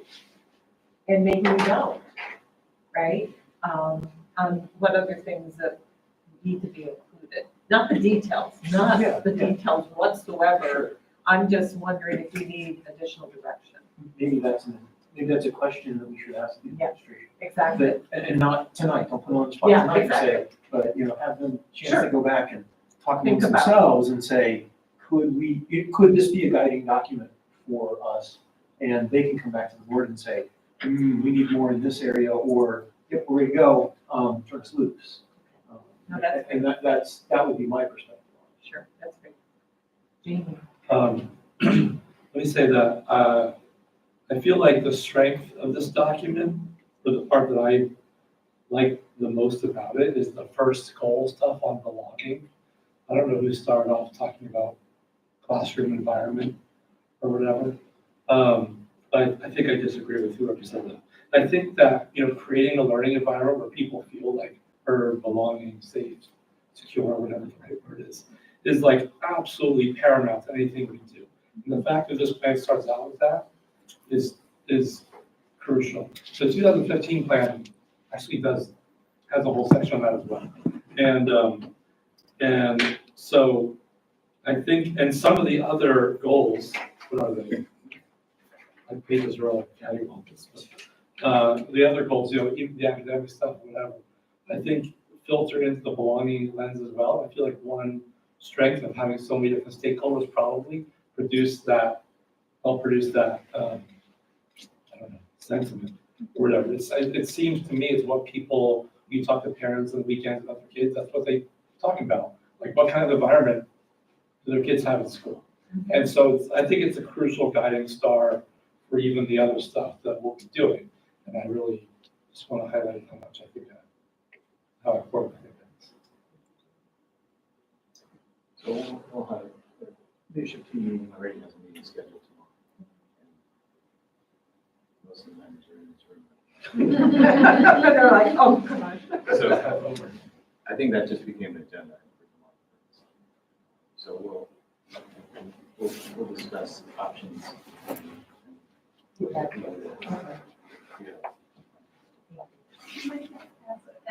And Suzanne was. Oh, I'm scattered, sorry. Sorry. The only thing I would suggest would be three, in the last plan, there's three strategic foundational goals. Go back and revisit foundational goal 1, which is educational success, which is the piece of the plan. So we've already got building blocks. We have reports out. We have baseline, sort of baseline, COVID baseline. That's a good place to start to work on to build this. My own 2 cents. Thank you, Suzanne. I mean, there are small things, that I find really important, even some language things that I also have an email drafted. Is it still, you mentioned editing, right, Emma, that without needing to reconfigure the entire action team, the board might be able to continue to contribute some feedback and suggestions, or is that still fair to, okay. The most helpful thing is just to get it as soon as possible. Yep. I know everyone understands it all, I know what elected is like, so I totally get it. But if you could get it sooner rather than later, that will help me advise how to help land this plane. And I really appreciate what you said before about just, making sure there's more continuity and communication and effectiveness. And it is what it is with transition, and let's just make sure folks are back on the same page, because the biggest piece about this is the board is the biggest champion of making sure this is actually becomes a thing over the next 5 years, and staff, of course, but we truly want everyone to be really pushing in the same direction, know what everything means, be clear, and know what each other's levels are, right? Like, what's the staff's level to actually implement and define, what is the board's level to define? So the most helpful thing y'all can do is, if you have specific stuff, please send it to me as soon as you can, and we can then weave it together and figure out what kind of plan, or timeline, I should say, help you get there to a place where everyone's comfortable taking that look. That is always the ultimate goal here. Can I just add, I specifically didn't edit this document in the way that I would edit every other document that I would put out for this district, and that was largely because this was a document of people who don't usually sit at this table. We could have done this in a very different way, and we thought that people who always volunteer are the people who are always think they're best situated to create this kind of document. And so, to be completely honest, I would rather not accept your individual comments and feedback. I would much rather have some kind of understanding of what level we want to edit this document at. Do we want to not get into the weeds of oneness at every right? Like, I can go through and do that kind of editing. But I think that, as we've all noted, this was a different kind of process. And, you know, as Emma noted, honoring the process that it came to, it is messier. I've also been involved in 4 or 5 different strategic plan processes over my life as staff and as board members. And I have seen one organization actually put a strategic plan to use in any useful way. And so I came to this with my own hesitations, right? But I think that what we have here is the possibility to jump off and to actually do some work, and that's the most important thing. I hear what you all are saying about metrics being missing. I think, you know, saying, hey, let's add some metrics in, or let's edit it at this level, that would be helpful feedback for at least me in my role right now. But I would be wary, knowing this community over the last 2 years, folks look for what is important to them and what is missing to them. And I think if we go in with that lens, we're going to have a messy, long process. So I would do anything we can not to do that with this. How do we, I mean, I'm not in any way going to suggest line edits. It's things like, I don't think we should just hire BIPOC staff. I think we should support and retain BIPOC staff. There are things like that that I feel are really missing. So how do we provide that level of feedback? How about the word concepts? Concepts rather than specific wording or specific, you know, let's just, the nursing, for example, is probably the thing that's the most specific in here that came out of the action team's work, right? And so I think we can remember, we should do that pretty well. That's too much in the weeds, right? Yeah. And so and we burned my slides to the ground tonight, so we didn't even get there. So that would be one of those pieces I was gonna suggest, like maybe that is a general thing of, we would like you to go back in the next draft before you come back to us is take out that level of detail, for example. So with that said, yes, please feedback and concepts, like the concept of, you know, focusing a little bit more on retention or elevating and not expecting a specific word or a specific, I guess just concepts and not Mr. Weeds. I'll try to pull any weed out that is still in the stock. Is that in line with what you kind of? I think so, yeah, I think Ellen's suggestion is a good one, right? But, yeah. I think. So, Trying to help you get to, yeah. start to buy, yeah. So, this sounds good, right? And thank you so much, guys. The good news is what's in here is, I believe it's good stuff. It's just, it's missing more, right? And I think that's the sentiment that I heard from pretty much unanimous, from everyone. And so I think we can take this and, you know, really turn it into that next level, and then we'll have the equity piece front and foremost. So for this particular document, I'm thinking it's really focused on what's written there, not what's missing, because that will let the administration team caucus around. And it's more that granularity. Is this too much in the weeds? Or what about this kind of thing, right? You know, we didn't maybe spell out special needs and other ways more than we should have, or something like that, right? It's more that concept. And so does that work for everyone? Jamie? Okay. And this isn't the end. This isn't the end. This is just to really capture and get the equity, this piece, so that the board feels good about this piece. Right, okay. So here's my confusion now. Emma thought, Oh, no. sorry. Emma thought that we were developing a strategic plan for the district. We were all confused about it. Now it seems like the proposal is to take this, make this be a piece of it, and hand some over to the administration to finish it off, or to do the rest, which actually is quite a lot, which tends to seemingly undermine the process of handing so much of it over to the people who put so much time into it. And I'm not opposed to that, if that's what people think is the right idea, but it does seem like we asked Emma and her team to make this a different kind of process. And some of us, including myself, are have questions, uncomfortable with some parts of it, which is part of just being in person. And, but I don't want to just say, okay, well, thank you, now let's give it to the experts and let them figure it out. And so I'm trying to figure out, like, are we doing that? Are we not? Is that normal? Is that what you expected would happen? And so, you know what I'm saying? Like, does that feel weird to anyone else or what? But on the same, so I think we need to capture what's here, and it sounds like there's a layer on top of it that's needed. Not to say this isn't good work, I mean, it's not the foundation, it's just, there's another layer to it, and I don't believe that undermines anyone that so graciously spent time focused on it, because, they're not necessarily literacy experts in this and that, and their focus was based on the goals and objectives that we gave them, right? And that's what they worked on, and we need to take that into account, and that needs to be front and center, I believe. But it needs that tie back to the academics, I think. Right? Does that make sense? Yes. Yeah, I'm glad you brought that up because I was about to say, I definitely have not read this plan as extensively as most of you have. But the first thing I noticed is that even in the goals, there's really a minimal focus on the academic achievement of the students. And I feel like when you're making a plan for equity and you're a school district, your priority is teaching and allowing kids an opportunity to learn. And it's really, you're not getting any sort of equity if you're not putting that at the forefront of all of the decisions that are going into this plan.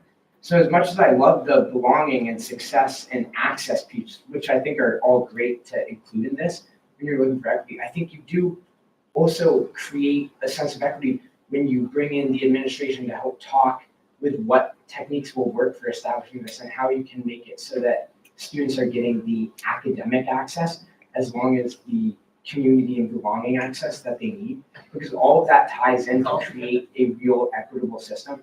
It's not just separate parts where separate people come in and make their own changes. It really needs to be a comprehensive thing, and you can't, like, I love the idea of the community has added to it, but it's not equitable if you just take the community side of it without putting all the other pieces that will be affected by a district-wide plan into the process of making the plan. So I think really there should be a stronger focus on the academic priorities that this plan is looking for, while also making sure that in the plan for equity and making sure that everyone is involved, you've had everyone involved in making the actual plan. Yes. So that's sort of my perception from how I'm looking at this. I wish I could have said it out loud. Thank you, Eddie. Okay, and so we're gonna hand it off to you, and if there's more that you need us to provide, goal-wise, objective-wise, whatever, let us know. And then we will dedicate some more time to what we need to do. It won't be 2 weeks. Okay. That I can promise. Yeah, no, that's okay. I mean, this is important work. Yeah. We gotta get it right. Yeah. And it needs to be something that we're all proud of and that we can follow and that, we can talk to people and say, this is what we're doing and basically not come across as confused about it and that kind of thing if people ask us questions. That is what's really important. So thank you so much. Appreciate it. Sorry. It's not my first rodeo. Yeah. Okay. So the last thing I wanted to say too, comments were terrific. I was gonna say, before you made those comments, that if you have homework to do, don't feel like you need to stay for the whole meeting. By the same token, love to have you stay and weigh in on. I've got more time that I can put towards this. Don't have too much homework tonight. But I don't ever want you to feel like you have to choose between homework and here. No, Homework should go. don't worry. I will be able to make that call. That's the end of the. Okay. Well, thank you. We were ahead of schedule before, so now we're just a little bit behind schedule, and I'll try to make it up. Okay, did you have a question? I have a question about the superintendent's report. I am wondering if there's anything that could be said about the op-ed piece that I guess I thought maybe we would get a segue into the strategic plan. There was an article written by a former staff member. Is that something that we could speak to or perhaps put on the next agenda? Well, we communicated with stakeholders. Correct. And I don't know what more we can say other than what we've already said to our stakeholders. Okay.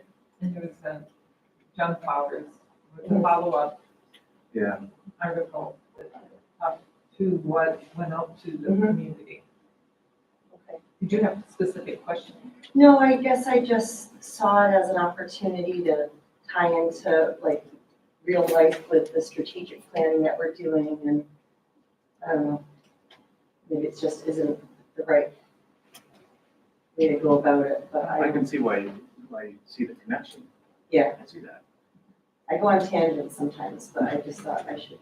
Well, and I think the action that was taken, I was very pleased by the action that was taken, that we're hiring, an expert to come in and work with us and stuff like that. So that is really consistent, with what I say our goals are for the equity piece. So that, the people I talked to, it was like, wow, that's awesome. We admitted, yes, we can improve here. We didn't brush it under the rug or anything like that, and here's how we're going to do it. So I think, to me, I thought that spoke volumes. Okay. Yeah, it's just like, there's all these different ways to communicate, and like the papers one, and emails to people on the email list is another, but I didn't know if there was a place, so, yeah, with the board. Thank you. Environment. And Steve? So I would be real hesitant to bring something up like this unless we really have a problem as a board with what the administration did, or if we really wanted to recognize them, but I really don't think it's helpful for us to have a discussion about that. And so I would really like to leave that. And even if we want to say something that we didn't like what the administration did, or we liked what the administration did, I think that should be an individual communication with the administration rather than something that's in an open board session.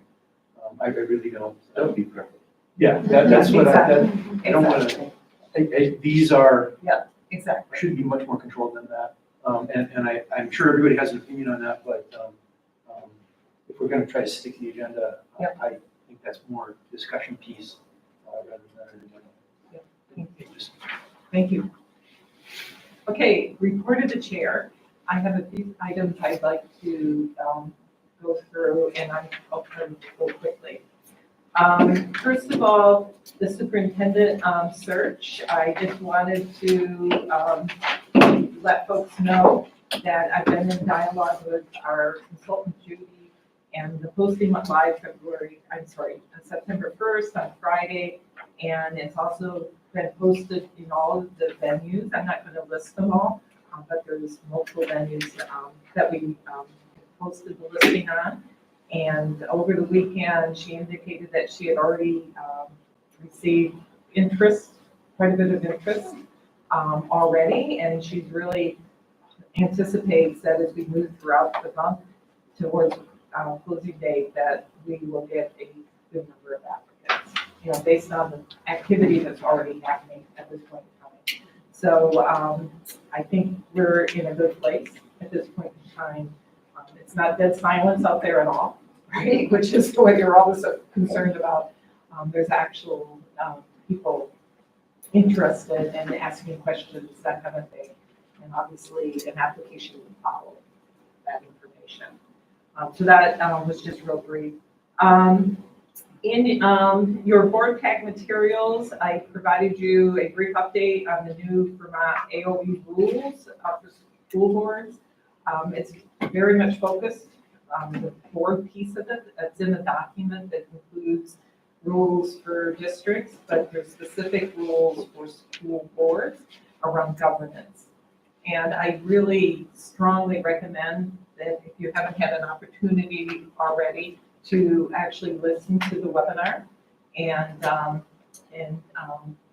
get familiar with what those changes are. The good news, we're already kind of started on that. You know, we've read governance core, and we had our training and our retreat, and there was much a focus on that. Now there's a mandate, you know, so it's not like it's new to us. We've already started down the road. And there will be areas that we will need to kind of focus on. You know, like in a webinar, you know, you're not going to do everything, right? So as a board, we'll have to decide and prioritize, you know, what we want to tackle at this point in time. So I strongly recommend that. And in light of that, I also wanted to mention that the Vermont School Board Association is having their annual meeting on October 26th and 27th, and it's going to be focused on governance. I know it's during the week, it's a Thursday, Friday, but if there is interest, please let me know. I'm thinking of attending, and I think it will be, you know, really valuable because of, you know, trying to jumpstart some of the governance work, and would love to have others come if they're interested in doing so. Yes, there is. As well as the overnight fee. Yeah. Right. So it's not for, it's like more October one. October 26th and 27th, right? So if you're interested, send me an email, and then, you know, there is a discount if we have like 5 people from the district that attend. But it's an opportunity for us to learn more, I think. So that's all I really wanted to say. If you are interested, please send me an email and let me know. Next. Also, it's been brought to my attention in the past that we actually used to have a Middlebury Parks and Rec representative, right? In my tenure on the board, we've never had one. So there's a lot going on with the Middlebury Parks and Rec. So I think it would be a good thing if we did have a rep. So once again, if that's something that folks would like to serve in that capacity, just send me an email. And, I mean, from the board. The board member on there. Oh, because we didn't have a board member that could do it, so she or we volunteered her or something. She was our rep on the board. Okay. Yeah, at this point, there's nothing in place to my knowledge as far as the parking recs, unless I missed something. That person is, are they still doing that? I don't even know who it is. You know who it was? Karen Dubois. Yes. Karen's no longer part of the board. I think so. I'm the library rep. Okay. So, Why did you double? we need dip? some. I didn't report on the activities of Parks and Rec, but my primary, I need to represent the interests of the library above any other. That is my initial charge. However, if you're looking for someone who can report out on what is going on in Parks and Rec, So, I mean, what would we want? I mean, let's first see if anyone would like to volunteer for it and send me an email. And if no one volunteers, then we can take you up maybe on that. it's like a quarterly meeting, So it's not a big, not a big. time investment. So once again, please send me an email if you would be willing to serve on that, in that position. And the other thing I would like to also report on is make an announcement. I had, the last board meeting asked for volunteers to serve on the Addison Central CPAC committee, right, or board, not committee. And I got several folks that did express interest in serving on that position, and I selected Suzanne Huck and Joanna Doria to serve in that capacity for us. So thank you guys, and thank all of you that did offer as well. I really appreciate it. And the other real quickly here. Yes, yes, yes. And so those two committees will be then standard under a report of the board. So there will be a slot that you can give an update as needed, right? It's not something you have to create an update, but just to keep us abreast of what's going on, okay? And the other thing I had was, I had talked about the work plan last meeting as well. I have started kind of a framework for the work plan. I haven't forgotten it, but I went away. So I haven't been able to dedicate as much time as I'd like. So my goal is to kind of come up with a structure, share that with the executive committee, and then in the next board meeting or the following board meeting, present a draft for folks to see what you think. Okay, so I haven't forgotten that work. Okay, so moving right along, I think I've caught up a little bit there. It's report of the board, and at this time, we have an opportunity for each of our committee members, committees to give an update, as well as those that are serving on Hannaford Career Center and Middlebury Community TV. They were listed, and of course, we'll be adding to that list based on the appointments that we make. Okay, so let's start with communications and engagement. Sure, so the Communications and Engagement Committee met to talk about the materials that we would like to have in our new board tables for our back to school nights.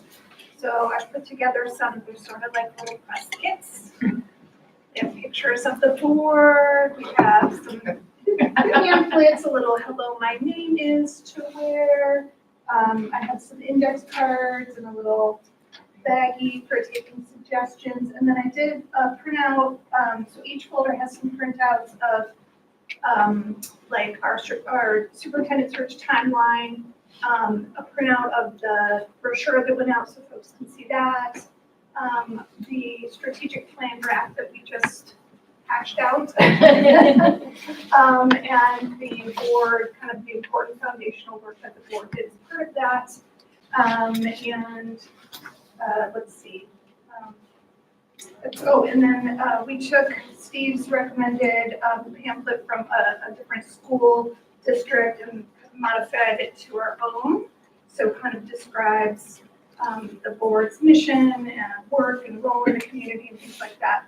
So so after the meeting, after we adjourn, please come see me, those of you who have back to school nights coming up. For the Lipton report and Shoreham, I haven't put those together yet, but I have the materials, so when those are scheduled, I'll get those ready for you. So that's what our team did, and then we will be working on putting together a board update for probably early. Mary Heather. Yeah. So the principals know we're coming, right? So we should check in with them, I assume, okay. Schedule those meetings. I do have the schedule. Wow. Of course she does. So come see me afterwards if you are scheduled to, and I have a folder for you. Okay, great. Can I just say something while I'm thinking about this? Is why I asked. Ellen and I are signed up to go to Waybridge. Yeah, but Jamie, I can do it, and then you can just be a parent. There is no open house this Thursday. Oh. That's why I'm saying. So, Well, it's a back to school dinner. I've been told it's a combined event. So yeah, it's back to school. So they want us to go? Yes. Sorry. Never mind. Okay. Sorry, confusion. Were you- That's what Christina told me. Yeah. So let's move on. Barb and I pretty much have it covered, but if you would like to be there. We agree with it. Anyway, thank you for everyone who has volunteered to wear your board hats. Thank you, Mary Heather. Moving on to facilities. Any- As soon as Cody is not met, we will just. Okay, thank you. Finance Committee. We met today, Matt presented two things. One was the timeline. Both of these are listed under our Finance Committee, so you can report that. And that pretty well delineates the timeline over the next months relative to board presentations and other discussions that he will be having, then we'll be having with principals and other people as this budget gets built. The second was a sort of slide packet showing the budget drivers. It's a pretty confusing topic, especially this year because of the loss of ESSER funds and many other issues which are unknown, including a whole new system of weighting, of which many issues the state hasn't quite figured out exactly the answers to many of the questions that Matt would have. So we as a committee felt that that slide packet was best to show as it was to us, to the board with some modifications. And those modifications Matt will work on, and including trying to find some of the answers to the questions that we had and he had and hasn't been able to get an answer to, as so be it. But one of the things is that in trying to present this to the board and to the public, as we go through the process, we need both sort of logical places where we may be, but also worst case scenarios, and that was one of the sort of additions and requests of them to come up with a sort of a worst case situation. And I talk about it being complicated because it's not worth trying to describe it until he does that in 2 weeks. But there's just a lot going on in this whole new system, and it doesn't flow linearly at all.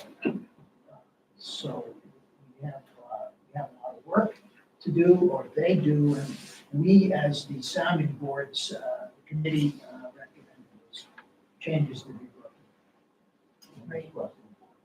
So We then- also, one other thing, at the fourth quarter came out, and the unaudited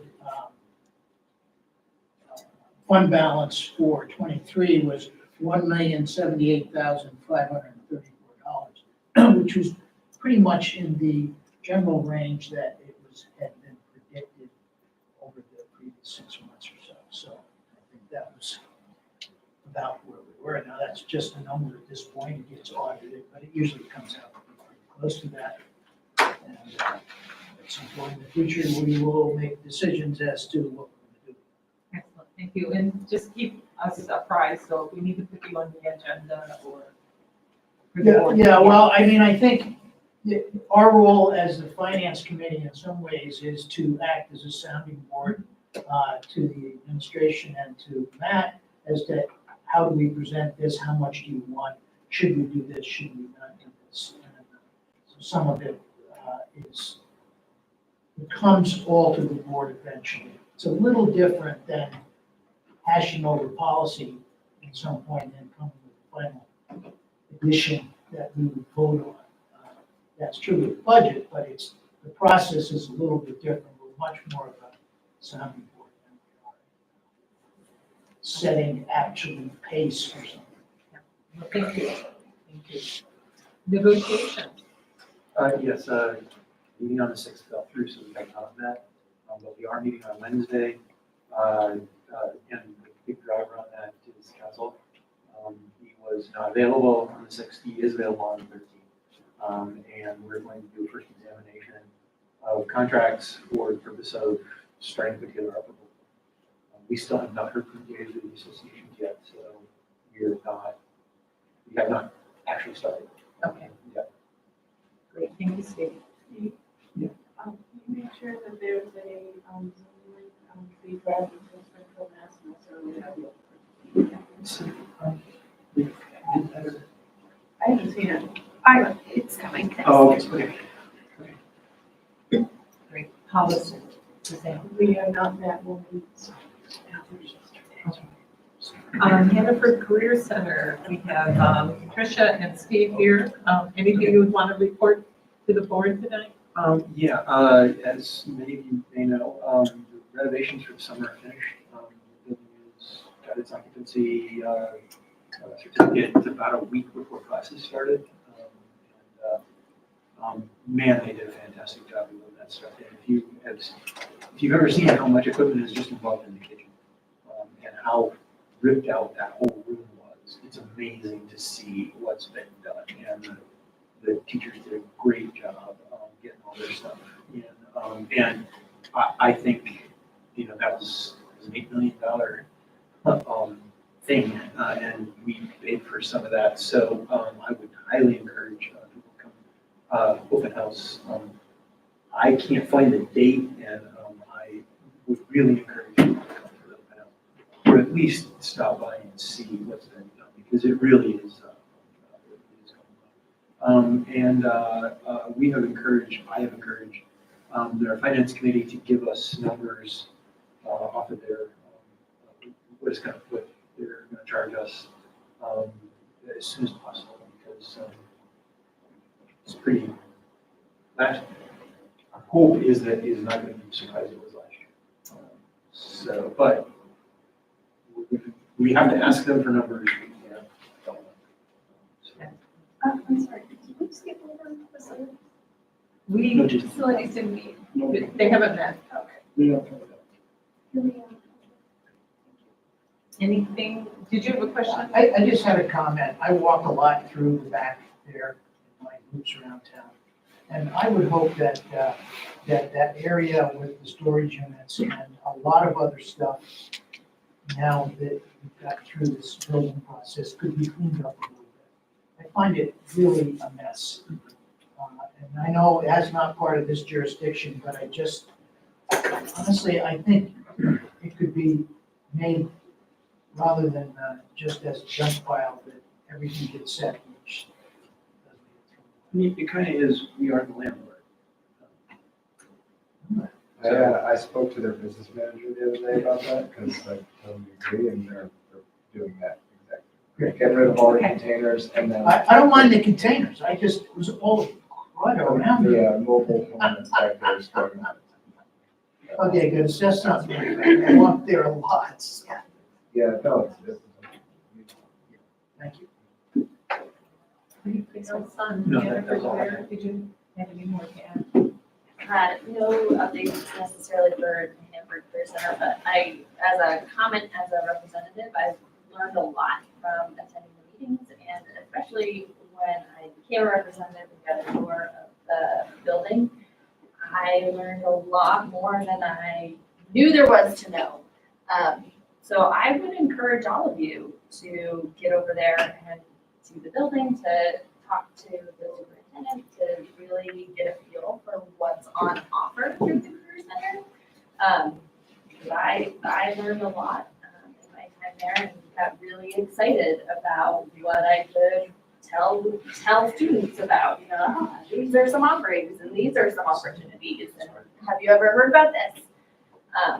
So I would recommend to everyone that you go over and get some eyes-on experience. Maybe what we could do is arrange for a group of folks, I don't want one team, right? I'd Right, like to yes. utilize their time much better. Yeah. And maybe they could give us a tour. That would be awesome. The Career Center is more than one building. Yes. Yeah. I know. The main campus, North Campus, most people forget that North Campus exists. That's where we're gonna be. But there's no campus, there is a main campus, and Yes. it's multiple campuses. Awesome. We're also hoping to do a little messaging around something that has come to light recently. Our director, our assistant director, our business manager, our board chair, our diesel mechanics instructor, and our sustainable agriculture instructor are all women. Wow. So hopefully we're going to be able to use that a little bit to get people to break that stereotype of saying that this is a shop class. Exactly. Girls should be coming because those are all valuable skills. Of course. So Plenty is perfect. Yeah. I'm sure they are. Awesome.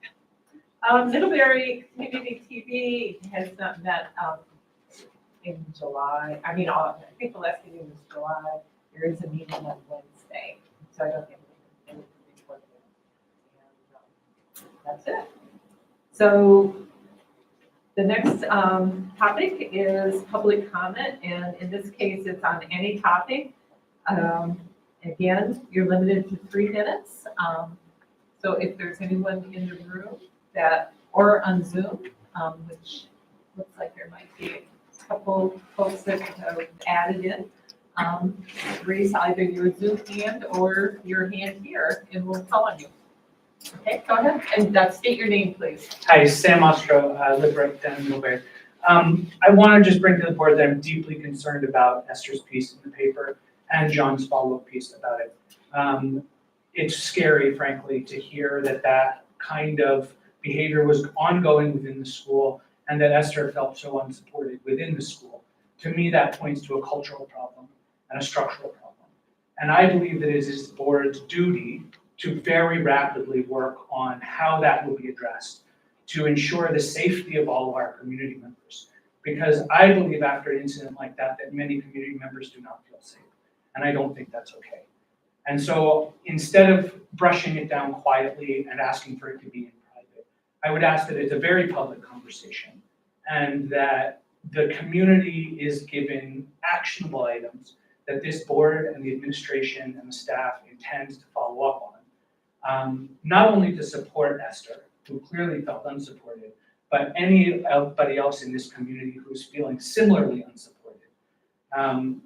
It's really scary to raise children in a community that is not addressing that kind of racism very publicly and very rapidly. So please, please, I will be following up. I will be showing up. Lindsay, thank you for bringing it up within the structure of the meeting. But it's deeply scary, frankly. And I think this room is almost entirely white.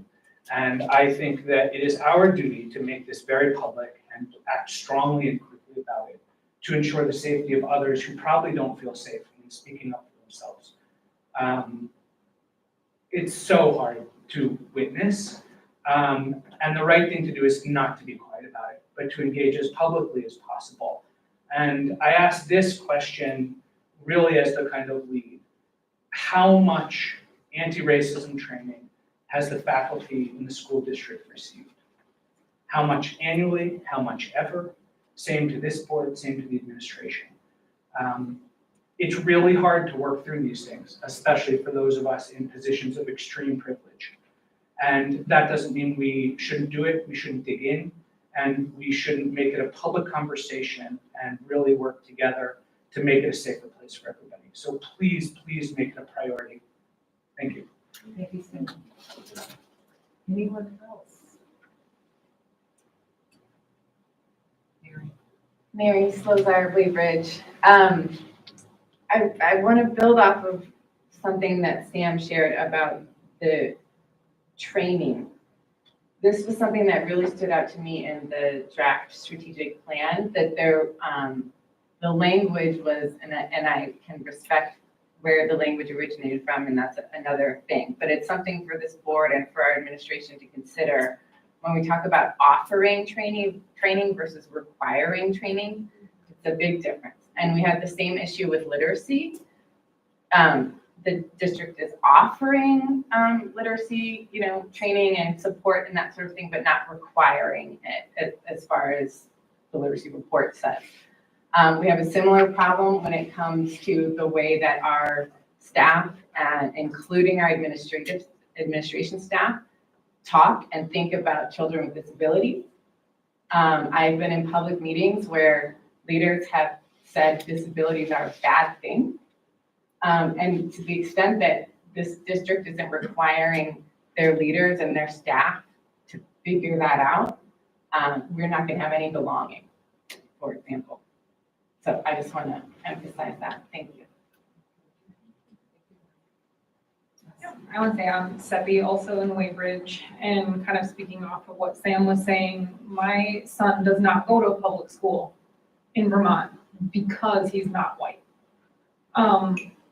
Very specifically because I think he's half Iranian, he's got a Hispanic last name, and I've had enough microaggressions and BS living in Vermont that people don't maybe even realize is offensive and frustrating. And I think it is essential especially for teachers to be getting this training. The amount of times I've been told, oh, you speak English so well, or people saying, oh, don't you remember me? I asked you about your name. Yeah, you and everybody else. Like, it's not actually a welcoming place in that sense. What some people might think is welcoming, yeah, is not. And I think that that is something that really needs to be addressed. And I also will say that off of what Sam was saying, my child actually goes to school with Esther's children, and it just gives me chills and a grew down my neck to think of the last year that she had. And I think it's pretty shameful that people are not speaking up more forcefully about it. That's what I have to say.